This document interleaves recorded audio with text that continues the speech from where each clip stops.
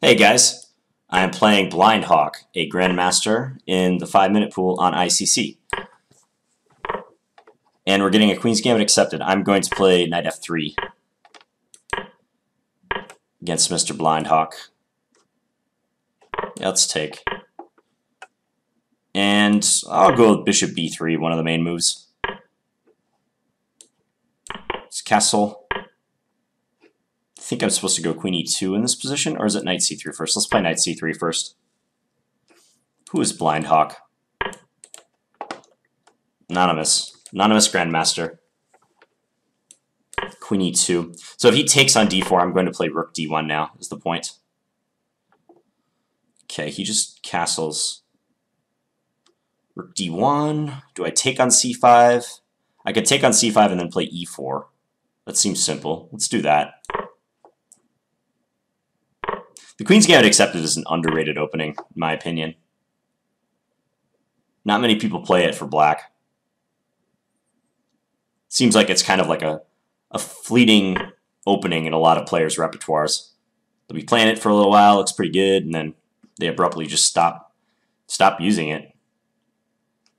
How about Bishop F4? Yeah, I like Bishop F4. I think with Knight G4, he was trying to occupy E5 with one of his knights, so it makes sense to stop that. He's being persistent. Yeah, let's go here. So he can occupy E5 again, but maybe I trade. Wait, what? Doesn't that just blunder a piece? Just take, right? Your knight's hanging. Yeah, he resigned. Okay. So that was odd. I was expecting him to play a knight to E5. But if he does that, let's say he plays this knight to E5. Or better yet, let's say he plays the other knight to E5. Maybe he wants to keep this one in a more active spot. I can take, and then after the trade, play King H1 and prepare for F4. And I like my play because his development's a little backward. He hasn't solved the problem of his light square bishop yet. I already have a clear plan on the king side of playing F4 and E5, maybe Knight E4. I can still post a rook on D1 or possibly E1, probably D1. So, very early in the game, but I already liked my position here. Let's just see.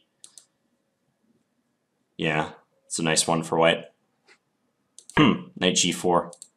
Well, even grandmasters make mistakes. Not much else to say about this very fast game. I might record another one just because this one was so short. Yeah. Take on C5. I'm just looking at what the engine is suggesting here.